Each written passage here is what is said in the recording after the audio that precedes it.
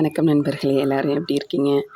இல்லம் தேடி கல்வி தன்னார்வலர்களுக்கு என்ன மகிழ்ச்சியான செய்தி அப்படின்னா, இந்த மாதத்திற்கு உண்டான ஊக்கத்தொகை எல்லாரோட அக்கௌண்ட்லேயும் வில் பி கிரெடிட்டட் சூன் அப்படின்னு சொல்லியிருக்காங்க. ஸோ இந்த வாரத்துக்குள்ளே கட்டாயம் வியாழன் வெள்ளிக்குள்ளே கம்பல்சரி ஏப்ரல் மாதத்திற்கு உண்டான ஊக்கத்தொகை எல்லாரோட அக்கௌண்ட்லேயும் வரவு வைக்கப்படும் அப்படின்னு சொல்லியிருக்காங்க.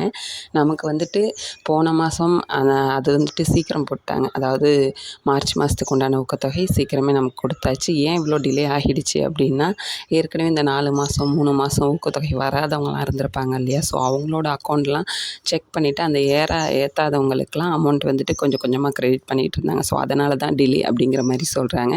ஸோ இந்த மாதத்திற்கான அமௌண்ட் வந்து வரவு வைக்கப்பட்டுடுச்சு. ஸோ இன்னும் 1 or 2 days இல்லை இந்த வீக்குள்ளே கட்டாயம் ஏறிடும். எல்லாருமே அவங்க அக்கௌண்ட்டை செக் பண்ணி பாருங்கள். மே மாதத்துக்கு வந்துட்டு நமக்கு இன்சென்டிவ் கிடைக்காது.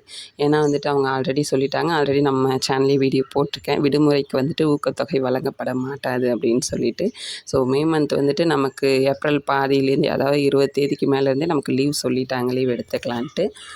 இப்போ லீவ் எடுத்துக்கலான்னு சொல்லிட்டாங்க. அதனால் இந்த மே மந்த் வந்துட்டு நமக்கு ஃபுல்லாக லீவு விடுமுறை அப்படிங்கிறதால இந்த மாதத்துக்கு உண்டான இன்சென்டிவ் நமக்கு கிடைக்காது.